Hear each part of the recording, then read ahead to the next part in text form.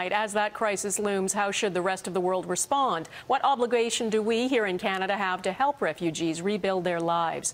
This country has long had a reputation for being generous, but when it comes to the Syrian crisis, things get murky. The Harper government won't even reveal how many Syrian refugees we've accepted. Vashi Kapelos is looking into that for us. Syrian refugees Jassem and Suhad al-Dandashi, along with their 3 sons, have been in Canada for just 15 days. 15 great days, if you ask them. My wife, she is smiling too much now, and me too, okay, I'm smiling, but before, we feel, sad. The al-Dandashis are just some of the 9 million people who have been forced to flee their homes because of the conflict in Syria. The UN has asked Canada, among other countries, to take 10,000 Syrian refugees.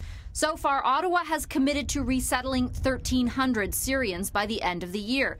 But on the actual number of refugees who have been brought to Canada, as opposed to were already here, the government hasn't been clear. 1,150 have received Canada's protection and are inside Canada. To mark World Refugee Day, Minister of Immigration Chris Alexander announced $50 million for the UN's refugee agency. He says he's in the process of coming up with a finalized plan to address the request for 10,000 refugees. I can't set a date, but I hope it'll be this summer. The message I get from it is that we'll just throw some money over to you, but we actually won't help the people resettle here. Anas Marwah is with the Syrian Canadian Council. He says the al-Dandashis are the only Syrian family that he's heard has been brought to Canada. I've got messages on Facebook from people telling me, hey, we're in Lebanon. Is there any way that we could come to Canada? We're in this country. Is there any way that we could come to Canada? And all I tell them is, we're sorry.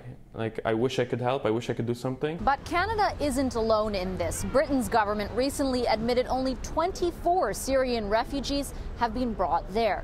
So what's the problem? The al-Dandashis say it was the UN's process that took years, not Ottawa's. Still, this immigration lawyer says Canada can do more to speed up the private sponsorship of Syrian refugees. All they have to do is say, this is a program that has more priority than we've given it in the past. The al-Dandashis say they'd love to see the government help bring more refugees to Canada, a place they're now grateful to call home. Thank you, Canada. Vashi Kapelos, Global News, Ottawa.